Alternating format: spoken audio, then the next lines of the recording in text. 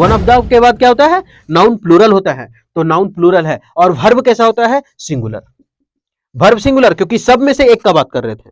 One of the boys is coming बोलते हैं, one of the boys, लड़कों में से, इज कमिंग, एगो आ रहा है, तो एगो आ रहा है तो इज कमिंग, इज सिंगुलर है।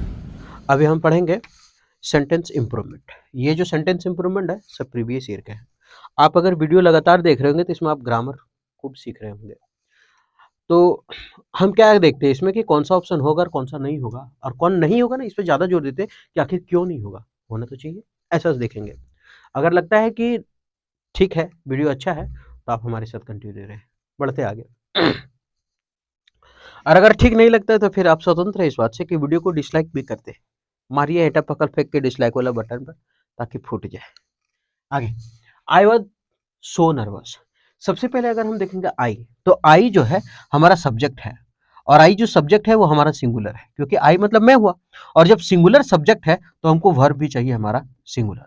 और सिंगुलर वर्ब होने के लिए क्या होना पड़ेगा, तो उसके अंत में एस होना पड़ेगा। ऐसा ट्रिक्स याद रखते हैं, A for apple, B for ball, C for cat होता है, तो एस फॉर हम सिंगुलर याद रखते हैं। एस फॉर क्या याद रखते हैं, सिंगुलर। अब एस फॉर सिंगुलर कैसे, तो इज है तो लास्ट में एस है तो वो हमारा सिंगुलर हुआ, वाज है लास्ट में एस है सिंगुलर हुआ, हैज है लास्ट में एस है सिंगुलर हुआ, इट्स है लास्ट में एस है सिंगुलर हुआ, रन्स है लास्ट में एस है सिंगुलर हुआ, राइट्स है लास्ट में एस है सिंगुलर हुआ। तो जिसके जिसके अंत में एस है वो हमारा सिंगुलर होगा। अब सवाल इट है तो क्या ये सिंगुलर है, नहीं, क्योंकि एस नहीं है तो वो सिंगुलर नहीं है, प्लूरल है। तो हमारा सब्जेक्ट सिंगुलर तो वर्ब भी सिंगुलर, और वर्ब सिंगुलर कब, जब उसमें एस लगा हो। तो यहाँ सब्जेक्ट हमारा सिंगुलर है और वर्ब सिंगुलर होना चाहिए, वर्ब है सिंगुलर क्योंकि एस लगा हुआ है यहाँ, तो यहाँ ठीक है, कोई दिक्कत नहीं है। सो नर्वस का मतलब होता है, सो किसको बता रहा है, बहुत ज्यादा को, सो नर्वस, बहुत ज्यादा nervous. I was so nervous, मैं बहुत ज्यादा नर्वस था, किसके लिए था, तो फॉर द जॉब। ये फॉर क्या है, के लिए बता रहा है, द डिटर्मिनर है, और डिटर्मिनर के बाद अगर एक वर्ड है तो हमारा नाउन होता है, तो ये जॉब जो है वो हमारा नाउन है। अच्छा, जॉब इंटरव्यू है, दो वर्ड है हमारे पास। जब दो वर्ड होता है ना तो पहला वाला होगा एडजेक्टिव और दूसरा वाला होगा नाउन। अगर तीन वर्ड होगा तो पहला वाला करेंगे एडवर्ब, दूसरा वाला करेंगे एडजेक्टिव और तीसरा वाला करेंगे नाउन। हालांकि डिटर्मिनर द है तो एन भी डिटर्मिनर है, ए भी डिटर्मिनर है, ठीक है, ए एंड द तीनों डिटर्मिनर है। उसके बाद एक वर्ड हुआ तो नाउन, दो वर्ड हुआ तो एडजेक्टिव और नाउन, तीन वर्ड हुआ तो एडवर्ब, एडजेक्टिव और नाउन, अगर चार वर्ड हो तो चौथा को भीतर भेज देना है।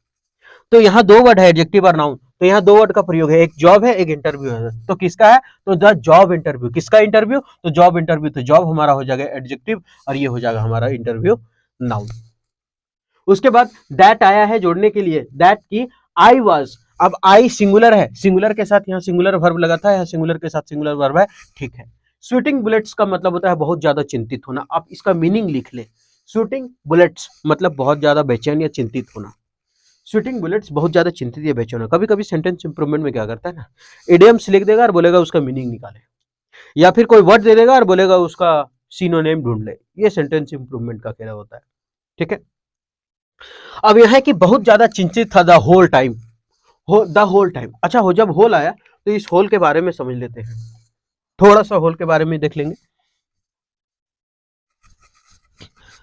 एक होता है ऑल और एक होता है होल, दोनों में कंफ्यूजन होता है कभी कभी।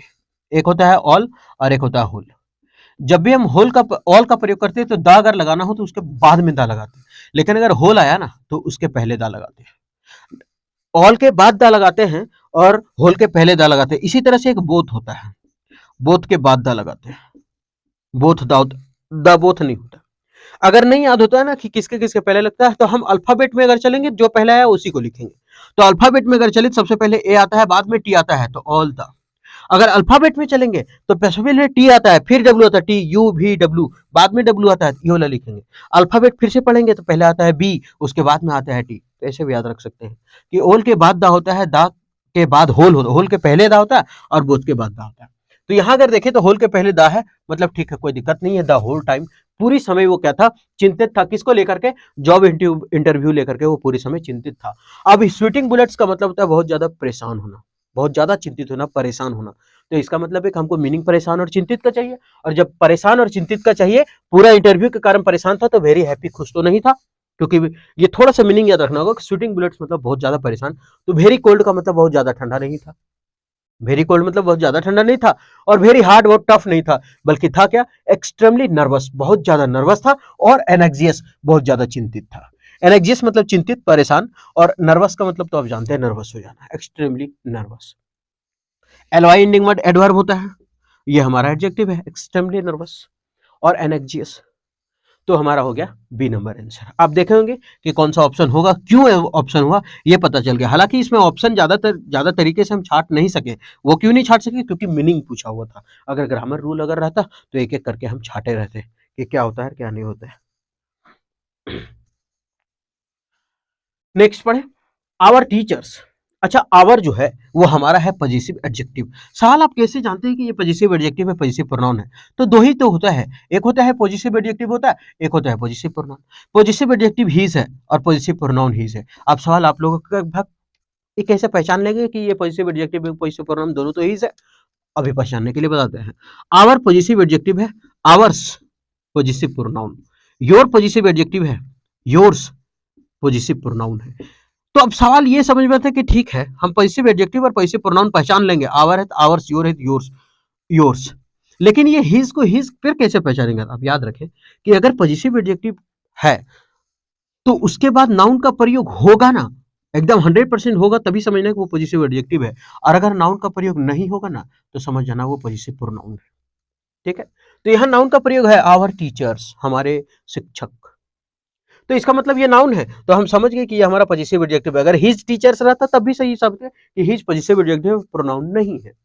ठीक, तो ये हमारा ठीक है, आवर टीचर्स, यही सुधारना है। अब टीचर्स हम क्या बोले कि अगर सिंगुलर सब्जेक्ट हो तो वर्ब भी हमारा सिंगुलर होना चाहिए, और वर्ब सिंगुलर कब होता है? जब उसके अंत में एस लग जाता है। तो यहाँ देखें टीचर्स है, और टीचर्स है मतलब एस लगा हुआ है, टीचर्स, बहुत सारे टीचर्स। टीचर्स क्या हमारा नाउन, और नाउन में जब एस लगता है तो ये प्लूरल बन जाता है। नाउन में एस लगने के बाद प्लूरल, लेकिन वर्ब में एस लगने के बाद क्या बन जाता है? सिंगुलर। अभी बताएं कि वर्ब में एस लगने के बाद बनता है सिंगुलर, लेकिन नाउन में एस लगने के बाद बनता है प्लूरल। नाउन में एस लगा तो प्लूरल, वर्ब में एस लगा तो सिंगुलर। मतलब हम इतना जान रहे हैं कि साला इसमें एस लगा रहे तो प्लूरल बन रहा है, इसमें एस लगा रहे तो सिंगुलर बन रहा है। ये तो आपस में उल्टा है यार, ये तो एकदम उल्टा है, क्योंकि एस लगाने के बाद ये प्लूरल, एस लगाने के बाद सिंगुलर। मतलब हम याद रखने के लिए इतना कह सकते हैं कि noun is equal to inversely proportional of 1/वर्ब। Noun equal to inversely proportional of 1/वर्ब, यानी नाउन जो है 1/वर्ब का उल्टा है, क्योंकि इसमें एस लगाने के बाद प्लूरल, तो इसमें एस लगाने के बाद सिंगुलर। तो टीचर्स है हमारा, और टीचर्स है एस लगा तो वो प्लूरल हो गया नाउन, और जब नाउन प्लूरल है तो हमको वर्ब भी प्लूरल चाहिए। वर्ब क्या चाहिए? प्लूरल। लेकिन वर्ब में अगर एस लगता है तो वो तो सिंगुलर होता है, और जब एस लगा यहाँ ये तो सिंगुलर है लेकिन ये प्लूरल है, तो हमको प्लूरल चाहिए। और हैज का प्लूरल फिर होता क्या है? तो हैज का प्लूरल एक ही होता है, हैव। हैज का प्लूरल क्या होता है? हैव, एच के साथ वाला तो हैव होगा ना प्लूरल। और जब हैव होगा तो ये तो गलत हो गया, और जब ये गलत हो गया तो ये भी गलत कर देंगे पहला नंबर, क्योंकि यहाँ टीचर्स लिखा हुआ है। अगर टीचर रहता है ऐसे हटा करके तब एक बार सोचते शायद सही है कि नहीं है। उसके बाद अगर हम देखें तो इसको आवर टीचर्स के बाद हैज, ये तो गलत हो गया, क्योंकि यहाँ हैव होता तो आंसर सही होता। आवर टीचर्स हैज, फिर से यहाँ हैज लिखा है, ये भी गलत है, क्योंकि टीचर्स प्लूरल है तो यहाँ प्लूरल हैव होना चाहिए था, ये तो गलत हो गया। लेकिन अगर हम देखें तो एक तरीके से और ये ऑप्शन गलत है, क्यों? क्योंकि एच के साथ हमेशा वर्ब का तीसरा फॉर्म लगता है, और एच में होता कौन है? तो हैव होता है, हैज होता है और हैड होता है। एक गेट भी लिख लें आप। ये तीनों अगर चारों अगर लिंकिंग वर्ब का काम करें, लिंकिंग हेल्पिंग वर्ब का काम करें, मेन वर्ब का नहीं, तब उसके साथ हमेशा वर्ब का तीसरा फॉर्म होता है। सवाल की यहाँ देखिए, ये हैज है, ये लिंकिंग वर्ब हुआ, क्यों? क्योंकि मेन वर्ब प्लान यहाँ दिया, तो एच के साथ वर्ब का तीसरा फॉर्म होता है। अगर मान लेते हैं कि सर यहाँ दिमाग नहीं गया कि सिंगुलर प्लूरल में, तो आगे देख लेंगे हम कि एच के साथ वर्ब का तीसरा फॉर्म है, तो एच के है तो एच के साथ वर्ब का तीसरा फॉर्म प्लान्ड होना चाहिए था। अरे ये तो ऐसे भी गलत हो गया, क्योंकि ये दो तरीके से गलत हुआ। एक तो यहाँ प्लूरल है, प्लूरल होना चाहिए, एक ये गलत। अगर एच के साथ वर्ब का तीसरा फॉर्म है, वर्ब का पहला कर क्या रहा है? शकरकंद छोल रहा है यहाँ, तो इसका मतलब ये भी गलत। हम बोले कि टीचर्स प्लूरल है, तो हम बोले वर्ब में ऐसा लगता है तो वो प्लूरल सिंगुलर होता है, ये तो सिंगुलर हो गया। आर रहता तब ना प्लूरल होता, तो इसके बारे में भी एक बार सोच लेते अगर आर रहता तो एक ही आंसर बचा हमारे पास, हैव, क्योंकि टीचर्स प्लूरल है, ये एस नहीं है तो इसका मतलब वर्ब में एस लगता तब सिंगुलर होता है, ये तो प्लूरल है। एच के साथ वर्ब का तीसरा फॉर्म चाहिए, तीसरा फॉर्म दिया हुआ है, तो हमारा डी नंबर आंसर बिल्कुल सही है, एब्सोल्युटली राइट।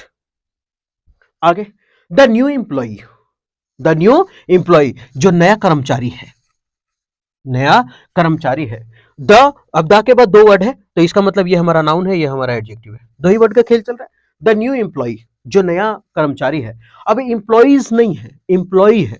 एम्प्लॉइज रहता तब ना प्लूरल होता, तो एम्प्लॉई है मतलब सब्जेक्ट हमारा क्या है, सिंगुलर है। और जब सब्जेक्ट सिंगुलर है तो वर्ब भी सिंगुलर होना चाहिए, तो वर्ब सिंगुलर है वाज। क्विकली प्रमोटेड, अब प्रमोटेड हमारा क्या है, वर्ब।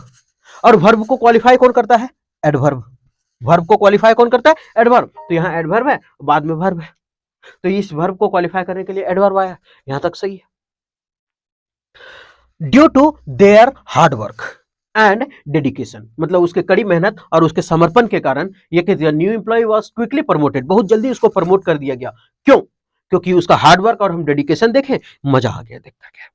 अच्छा एक मिनट अगर हम समझे, तो यहां अगर इंप्लॉई देखें और इंप्लॉई के बाद वाज है, तो ये हमारा सिंगुलर है, ये हमारा क्या सिंगुलर। लेकिन अगर हम देखें इसका जो लगा हुआ है यहां पर, ये देयर, इसका जो रिलेशन में देयर लगा हुआ है, तो ये देयर तो होता है दे के लिए, दे का क्या लगता है देयर, और दे किसके लिए होता है, प्लूरल के लिए। तो यहां प्लूरल तो है नहीं, अगर इंप्लॉइज होता तो देयर हम सही करते, क्योंकि प्लूरल के लिए तो देयर आता है। लेकिन यहां इंप्लॉय एक है और एक है, इसका मतलब इसको अगर हम प्रोनाउन के रूप में लिखेंगे तो ही, आगे लिखते ही, तो इसका सिंगुलर फॉर्म हम क्या करते, हीज करते, क्योंकि मेरे पास एक ही इंप्लॉय का बात किया जा रहा है जो प्रमोट किया गया है, और एक इंप्लॉय है तो उसका सिंगुलर फॉर्म क्या होता है, हीज होता है, और ये देयर क्या होगा तो ये जो पॉजिटिव एडजेक्टिव लगेगा तो यहाँ देयर ना होकर के हीज लगेगा, क्योंकि ये तो प्लूरल हो गया, दे के बारे में आता है। अगर यहाँ इंप्लॉइज होता या फिर चिल्ड्रेन होता तो अब जाकर के देयर सही था, लेकिन यहाँ एक ही का बात है, इंप्लॉयर एक के लिए, तो हम लोग सिंगुलर का प्रयोग करेंगे हीज। तो यहाँ पर देयर की जगह क्या हो जाएगा, हीज होगा। तो देयर की जगह हम हीज ढूंढेंगे पहले, तो सबसे पहले पहलका में हीज है, तो पहला वाला सही करेंगे। सवाल आप बोले थे कि सब जो गलत है वो क्यों गलत है, आप बताइए।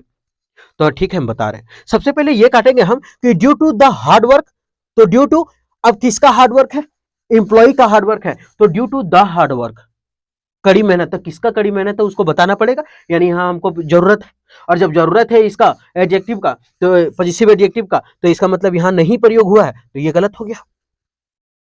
और इसमें तो कुछ है भी, ये भी नहीं प्रयोग हुआ है, तो यहां भी गलत हो गया, यहां भी नहीं प्रयोग हुआ। और सबसे पहले ये इसलिए गलत है क्योंकि टू है, ड्यू टू, और टू के बाद वर्ब का क्या आता है, वर्ब का पहला फॉर्म आता है, टू के बाद इन्फिनेटिव आता है ना, तो यहाँ टू के बाद इन्फिनेटिव यानी वर्ब का पहला फॉर्म गिव होना चाहिए, ये तो गलत हो गया।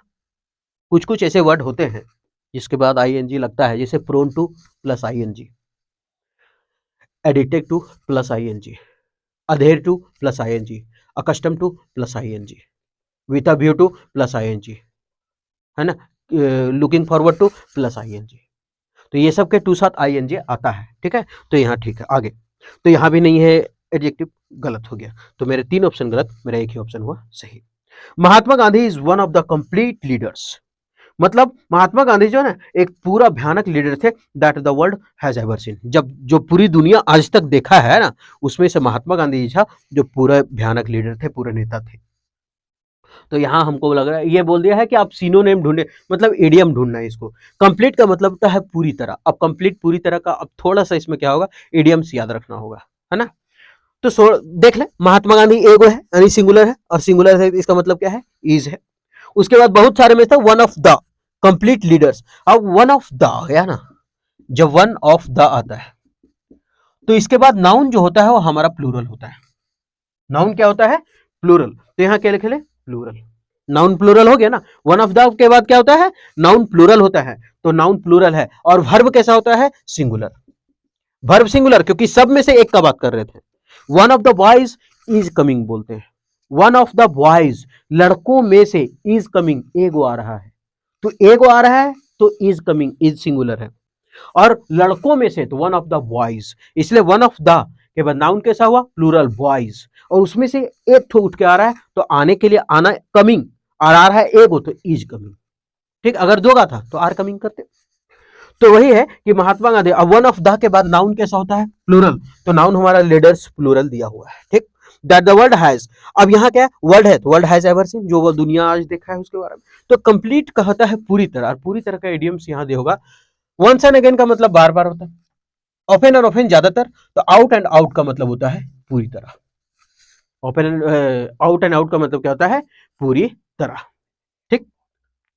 ओपन एंड एबव बोर्ड उच्च स्तर का होता है, एबव बोर्ड मतलब उच्च स्तर का, अच्छे स्तर का, ठीक है। आगे बढ़ते हैं, ये एडियम से थोड़ा याद रखना होगा इसको, ठीक है। रॉबिन हुड, अब रॉबिनहुड नाम सुनते ही लग रहा होगा अगर साला ये तो चोर है। रॉबिनहुड, हालांकि होगा या नहीं होगा देख लेते हैं। Robin Hood broke with in the mansion. Mansion का मतलब आप लिख ले बड़ा सा महल होता है, हवेली। क्या होता है उसका मतलब? हवेली। हम क्या बोले कि रॉबिनहुड है, और रॉबिनहुड ब्रोक विद इन, ये लिखा हुआ फ्रेज, और ये फ्रेज गलत है क्योंकि कोई word broke with in word नहीं होता है। तो ब्रोक विद इन का मतलब Robin Hood broke with in the mansion, मतलब हवेली में घुस गया। किस लिए? चोरी वोरी करने के लिए नहीं घुसेगा। टू कलेक्ट, अब टू हमारे साथ लेता है इन्फिनेटिव यानी वर्ब का पहला फॉर्म, तो टू के साथ वर्ब का पहला फॉर्म। आगे क्या क्या लिया? सम फूड, कुछ भोजन, एंड मनी, और पैसे। सम फूड्स एंड मनी, कुछ भोजन लिया और पैसे लिया, फॉर द पुअर, किसके लिए? गरीबों के लिए। रॉबिनहुड यही काम करता था, लेता था, चुरा करके भाग जाता था। तो अब यहां देखेंगे हमको घुसने, जबरदस्ती चोरी करने के लिए, घुसने के लिए हमको इंग्लिश चाहिए, और जब इंग्लिश चाहिए तो ब्रोक अप टू, जिस तरह ब्रोक विद इन कोई फ्रेज नहीं है उस तरह से ब्रोक अप टू फ्रेज नहीं है, और ये ब्रोक टू भी फ्रेज नहीं है। ठीक, ब्रोक इन यानी ब्रेक इन है, ये वर्ब का दूसरा फॉर्म करके दिया हुआ है। तो ब्रेक इन का मतलब होता है इंटरप्ट करना, बाधित करना, किसी को बाधित करना, ये होता है ब्रेक इन मतलब। और ब्रेक इन टू का मतलब होता है चोरी करने के लिए घुसना, जबरदस्त, मतलब लिख देते हैं चोरी कर, खाली घुसना लिख देते हैं, आप लिख लीजिएगा चोरी करने के लिए, अरे लिख देते हैं चोरी करने के लिए घुसना, लिख ले पूरा, चोरी करने के लिए घुसना, ब्रोक इन टू। ठीक है, तो हमारा आंसर होगा सी नंबर। एक होता है ब्रेकआउट, ब्रोक आउट कर दे, सब पास्ट में है तो ब्रोक आउट कर देते हैं। ब्रोक आउट, इसका मतलब होता है फैलना, अचानक तेजी से फैलना, बीमारी उमारी जो होता है ना वो ब्रेकआउट होता है, अचानक फैलना, अचानक फैलना। एक होता है ब्रेक आउट ऑफ, यानी ब्रोक कर देते हैं, सब पास्ट में है तो ब्रोक आउट, हालांकि ब्रेक ही लिखे आप लोग, ब्रेक ही लिखे। ब्रेक आउट ऑफ का मतलब होता है कहीं से बच निकलना, कहीं से बच निकलना।